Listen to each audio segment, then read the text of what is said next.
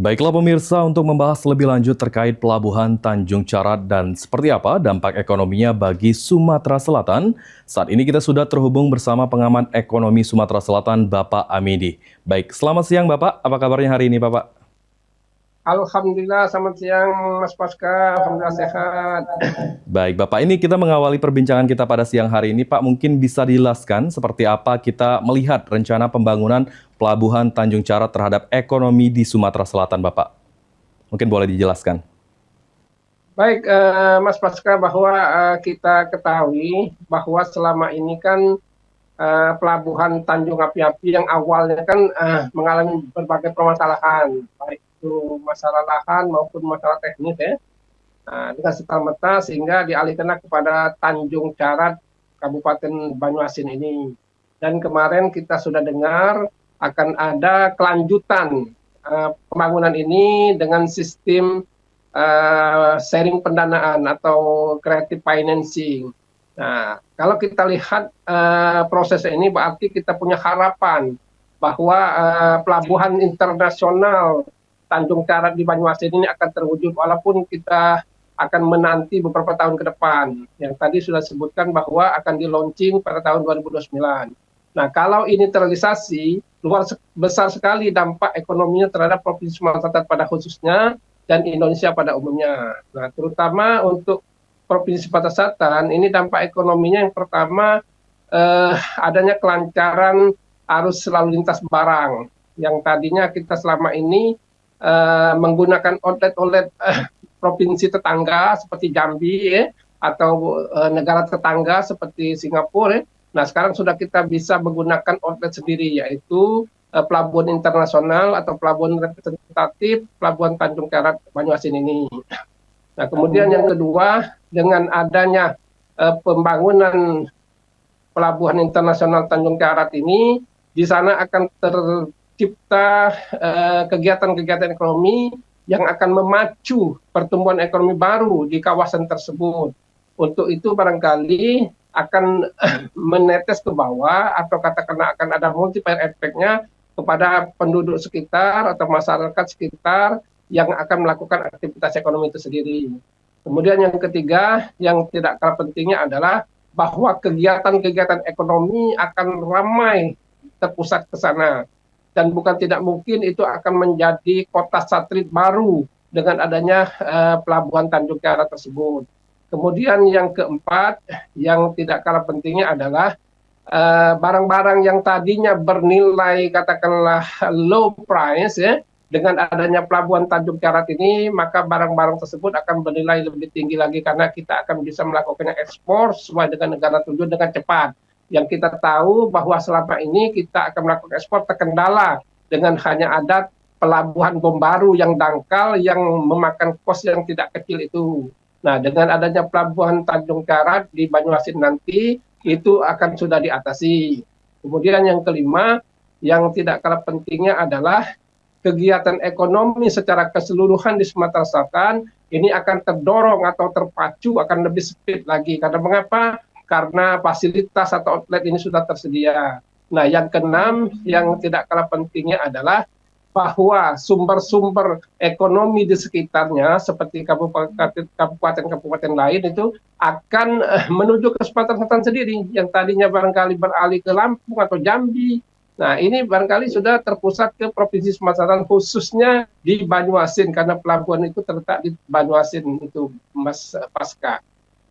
Baik Pak, ini sebelum kita berbincang lebih lanjut Pak, ini jika terrealisasi tadi Pak ya, dan kita mungkin bincang lebih lanjut jika tidak terrealisasi apa resiko, mungkin dampak yang akan ditimbulkan jika pelabuhan ini tidak sesuai target Pak pembangunannya. Baik, Mas Paska, apabila rencana besar ini tidak terwujud, pelabuhan internasional Tanjung Carat di Banyuasin tidak terwujud, kita akan kembali setback ke belakang. Karena mengapa? Karena kita tahu bahwa selama ini kita sudah merindukan suatu pelabuhan yang representatif yang kita waktu itu kita sebut dengan pelabuhan Tanjung Api-Api. Nah, kalaupun ini juga akan tidak terwujud, berarti nasibnya sama dengan pelabuhan Tanjung Api-Api yang pada saat awal kita rencanakan. Sudah beberapa gubernur yang melakukan rencana itu. Nah, kemudian yang tidak kalah pentingnya adalah bahwa apabila ini tidak terwujud, bukan saja faktor ekonomi yang akan terimbas menjadi rugi karena tidak ada multiplier efeknya, tidak ada nilai tambah yang tercipta, ya. Tapi barangkali masyarakat Sumatera Selatan ada semacam kekecewaan kalau ini tidak terjadi. Karena mengapa? Karena terutama di kalangan masyarakat pelaku bisnis atau pengusaha sangat merindukan sekali pelabuhan Tanjung Api-Api ini, Mas Pasca. Karena bagaimanapun mereka selama ini barangkali terkendala untuk melakukan ekspor atau mengeluarkan barang dari Sumatera Selatan ke negara-negara tujuan. Nah, selama ini kita dirugikan. Mengapa? Karena kita menggunakan outlet-outlet orang lain. Kita menggunakan outlet yang ada di Jambi, yang ada di Lampung, bahkan negara tetangga, bahkan kadang-kadang negara tetangga itu menggunakan produk kita, memasang merek saja, padahal kita yang punya barang.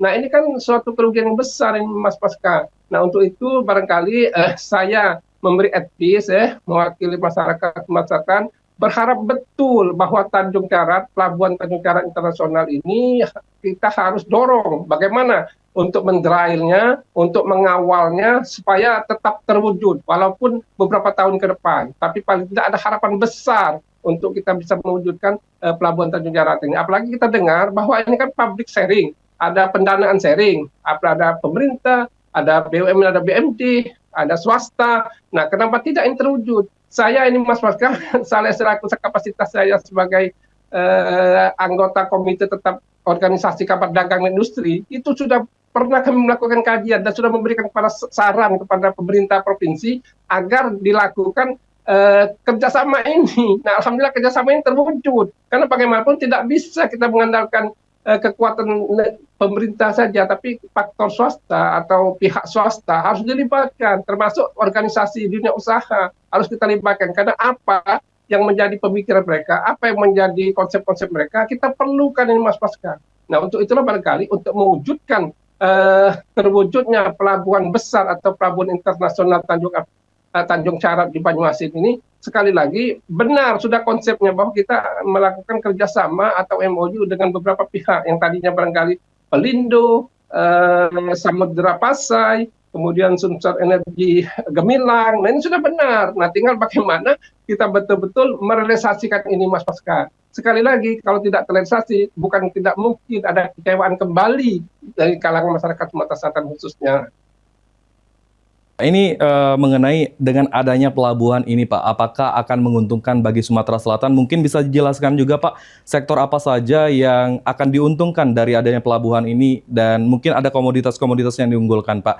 Dan tentu kata Bapak tadi lantaran pelabuhan ini masih bergantung dengan provinsi lain. Mungkin bisa dijelaskan juga, Bapak.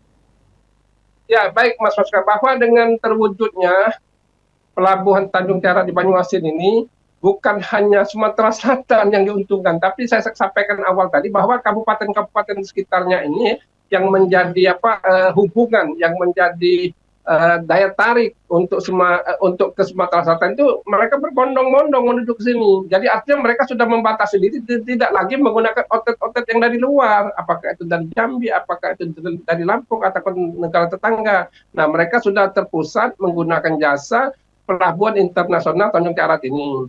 Nah, kemudian yang kedua yang tidak kalah pentingnya adalah bahwa dengan adanya kerjasama ini sebetulnya sudah ada titik terang untuk kita bisa merealisasikan agenda besar atau perencanaan besar ini. Tadi disampaikan produk apa saja atau sektor mana saja. Nah, yang paling utama itu Mas Pasca, sektor pertanian, Mas Pasca. Karena selama ini kita menjual produk-produk pertanian, terutama produk primer ini atau barang mentah ini, kita langsung ekspor kepada negara-negara tetangga melalui pelabuhan orang lain, melalui outlet orang lain. Nah, ini kan artinya ada nilai-nilai yang dinikmati orang lain, ada nilai uang yang dinikmati oleh orang lain. Nah, dengan terwujudnya pelabuhan internasional Tanjung Karat ini, maka nilai-nilai yang hilang tadi atau nilai tambah yang akan tidak tercipta tadi akan tercipta, dan nilai-nilai yang hilang tadi akan kembali masuk ke Sumatera Selatan sendiri. Nah, kenapa tidak? Ini justru mendorong pertumbuhan ekonomi Sumatera Selatan. Jadi tidak ada salahnya kalau kita katakan ini akan merupakan menjadi pusat pertumbuhan ekonomi baru, Mas Oscar, di kawasan Banyuasin yang ada pelabuhan Tanjung Karat ini. Baik Pak, tadi kita melihat juga banyak artinya keuntungan ya Pak dengan adanya pelabuhan ini. Nah ini untuk Ya, dampak yang akan dirasakan oleh pelaku usaha lokal dengan hadirnya pelabuhan Tanjung Carat ini nantinya itu seperti apa Pak untuk pelaku usaha lokal? ya itu tadi yang pertama mereka tidak mengalami kesulitan lagi dalam melakukan ekspor barang.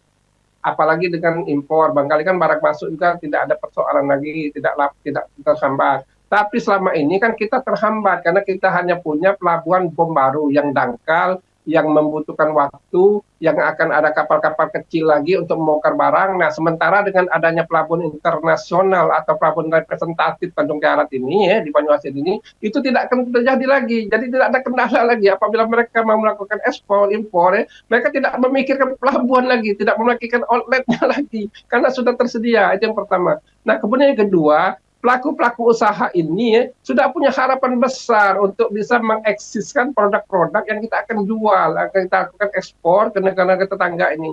Karena selama ini nilai tambah yang mereka ciptakan atau nilai tambah yang tercipta itu masih relatif kecil. Selain kita terkendala dengan pelabuhan ya, itu kita terkendala dengan interkoneksinya. Nah, tadi kan sudah disampaikan bahwa dengan adanya pelabuhan Tanjung Karat ini akan ada interkoneksi juga seperti yang disampaikan di berita sebelumnya bahwa akan ada jalan tol yang mengkoneksikan ke pelabuhan internasional Tanjung Karat ini, akan ada lagi outlet kecil yang akan menghubungkan pelabuhan internasional Tanjung Karat ini, akan ada jalan-jalan yang diperbaiki, jalan-jalan yang akan menghubungkan dengan pelabuhan Tanjung Karat ini, dan akan ada rel kereta api baru yang akan langsung menghubungkan ke kawasan Tanjung Karat ini. Nah, artinya dengan adanya interkoneksi yang lancar ini, Mas Paskai, artinya para pengusaha tidak punya kendala lagi memikirkan bagaimana produknya akan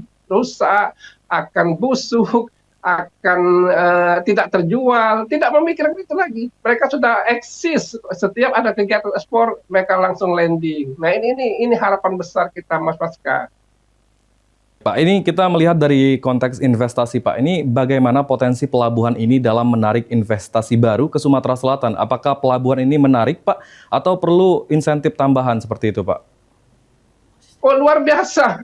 Apabila ini terwujud, ini akan mendorong investasi, para investor yang akan berinvestasi luar biasa. Yang tadi kan kita tahu bahwa selama ini kan ada investor yang akan berinvestasi untuk ikut menimbrung membangun pelabuhan Tanjung Api-Api atau katakanlah pelabuhan Tanjung Karat ini. Nah, setelah mereka lakukan berbagai kajian ya, karena ada berbagai kendala sehingga mereka tidak jadi atau batal ya. Itu dari sisi pihak eksternal. Nah, dari sisi pihak internal kita yang akan dimasuki orang untuk investasi ini, kita justru punya peluang besar. Karena apabila sudah terbentuk kawasan tersebut, itu menjadi kawasan baru yang terkoneksi, kemudian menjadi kota satelit baru yang mendorong, yang merangsang para investor untuk berinvestasi. Saya tidak akan membayangkan di sana nanti akan ada pabrik ban. Saya tidak akan membayangkan di sana akan ada pabrik tekstil. Saya akan tidak membayangkan bagaimana di sana ada pusri 2 dan 3. Nah, ini luar biasa, Mas Waka. Nah, tinggal bagaimana harapan besar ini terwujud. Itu saja PR besar kita. Sekali lagi, bagaimana harapan besar ini terwujud.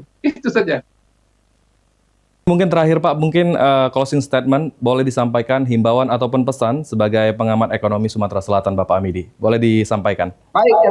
Baik, yang pertama pemerintah harus betul-betul komitmen dan konsistensi dan mereka mewujudkan pelabuhan internasional atau pelabuhan representatif ini Tanjung Karat yang ada di Banyuasin ini.